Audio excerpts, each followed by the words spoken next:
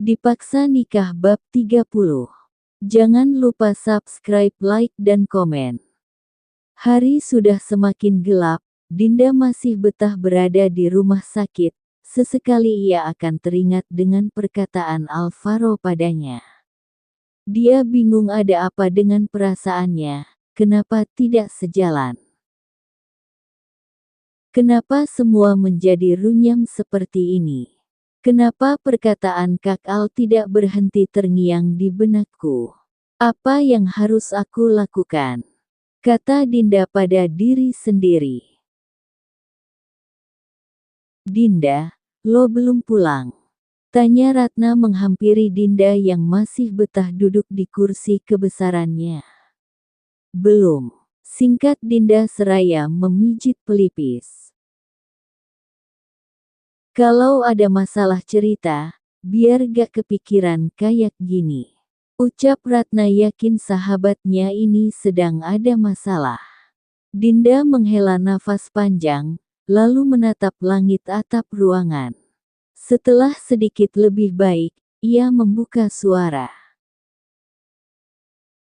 Mantan suami gue kembali. Apa? Kaget Ratna tidak dapat mengontrol besar okta suara yang keluar. Mendengar kata mantan suami, kepala Ratna seketika oleng.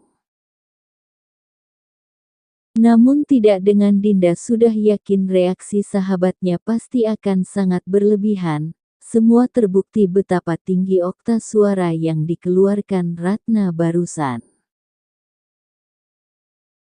Lo serius Dinda? Tapi ngapain mantan suami lo datang lagi? Apa jangan-jangan mau ngambil hak asuh Kanaya?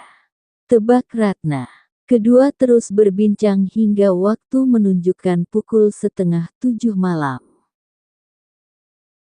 Sekarang Dinda mengendarai mobil menuju rumah.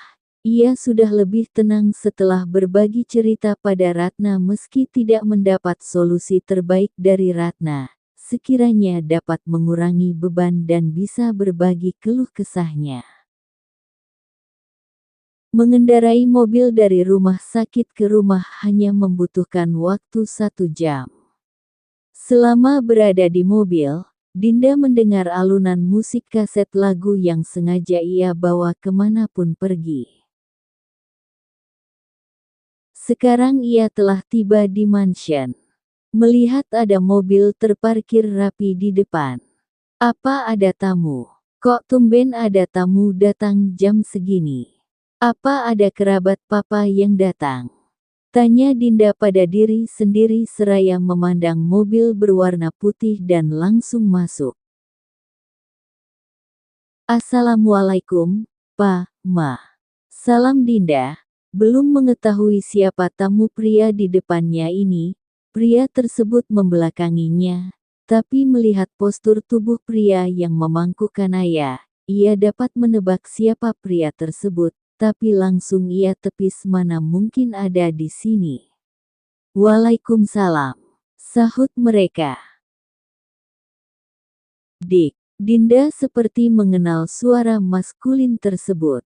Ia tidak mungkin salah dengar. Setiap bulan mereka rajin check up kesehatan dan telinganya rajin dibersihkan seminggu sekali, tanpa absen. Suara itu, batin Dinda berjalan mendekat memastikan apa benar dugaannya. Melihat Alvaro tepat di hadapannya, bahkan sekarang sedang memangku Kanaya membuat ia terperangkap kaget.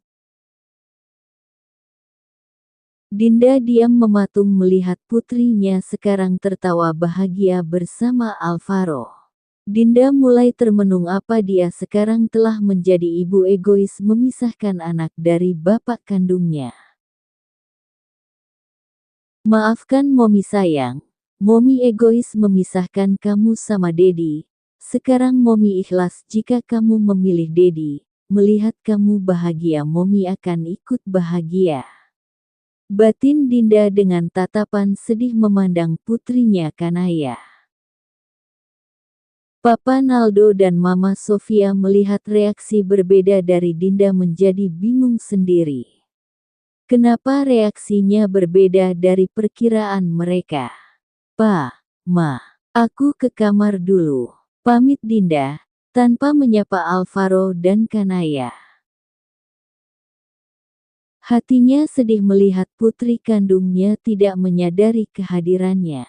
Apa semua ini karena sosok Dedi yang dirindukan? Jika iya, Dinda akan ikhlas melepas Kanaya bersama Alvaro. Dinda melangkah cepat menaiki anak tangga, tanpa permisi kelopak matanya mengeluarkan air mata. Jangan lupa balik lagi, ada hal yang ingin kita bicarakan. Teriak Mama Sofia kencang.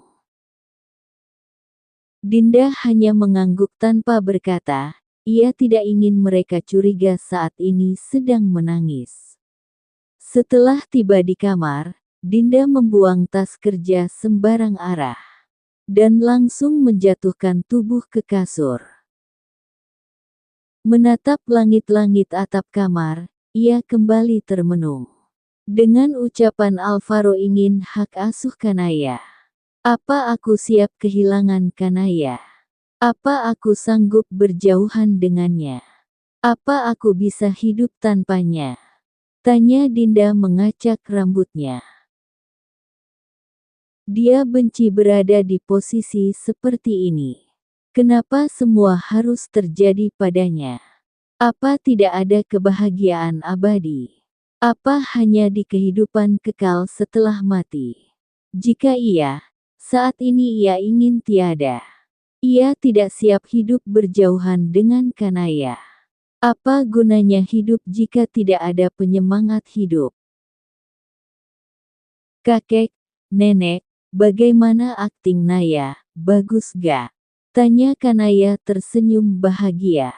Sikap Kanaya yang malas tahu hanyalah sebuah akting. Hal tersebut adalah salah satu rencana Mama Sofia.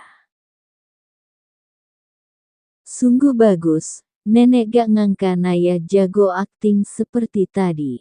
Sekarang kita lakukan rencana kedua, oke? Kata Mama Sofia. Oke siap Nek. Semangat Kanaya sangat menyukai memainkan drama. Bagaimana tidak semangat? Kehidupan Kanaya setiap pagi memainkan drama. Jika tidak melakukan sehari, hidupnya akan terasa kurang lengkap. Bibi, panggil Mama Sofia pada ART-nya. Iya Nyonya, sahut ART-nya. Tolong panggilkan Nyonya Dinda di atas. Perintah Mama Sofia. Baik Nyonya, balas ART, lalu berjalan meninggalkan ruangan menuju lantai atas memanggil Dinda sesuai perintah Mama Sofia. Tok tok tok, siapa?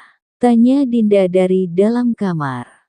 Saya, Nyonya. Nyonya besar meminta Nyonya muda segera turun. Jawab ART tersebut. Ya sudah Bibi bisa kembali, katakan pada Mama 5 menit lagi saya turun.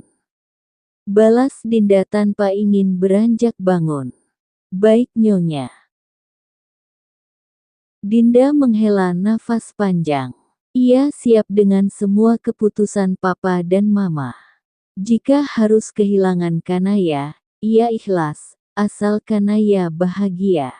Ia sadar selama ini ia bukanlah ibu yang baik, ia adalah ibu yang buruk untuk Kanaya. Memberi perhatian yang sudah patut didapatkan anak, ia tidak bisa memberikan itu. Untuk apa terus mempertahankan jika tidak bisa memberi kebahagiaan? Melepaskan bukan berarti tidak sayang, melepaskan kadang jalan terakhir dalam keputusan demi kebahagiaan seseorang yang kita sayangi. Dinda bangkit menuju ke kamar mandi membersihkan diri sebelum menemui keluarganya di bawah. Setelah bersiap ia memakai sedikit riasan untuk menutup mata sembab. Dinda perlahan menuruni anak tangga melihat papa dan mamanya berbincang riang dan Kanaya tertawa kecil bermain bersama Alvaro. Membuat hatinya sakit. Dia ingin memiliki keluarga kecil yang bahagia, tapi ia takut gagal. Menikah karena cinta bukanlah suatu hal yang dapat membuat hubungan langgeng. Baginya pernikahan tidak hanya sekedar cinta, tapi pernikahan harus ada keyakinan dan kepercayaan antara satu pasangan dengan pasangan yang lain. Papa dan Mama melihat Dinda datang segera membuka suara. "Ayo Dinda duduk, ada yang mau Papa dan Mama katakan pada kamu." "Iya Ma," sahut Dinda. Setelah duduk, ia melirik pada Kanaya yang masih fokus bercanda riang sama Alvaro.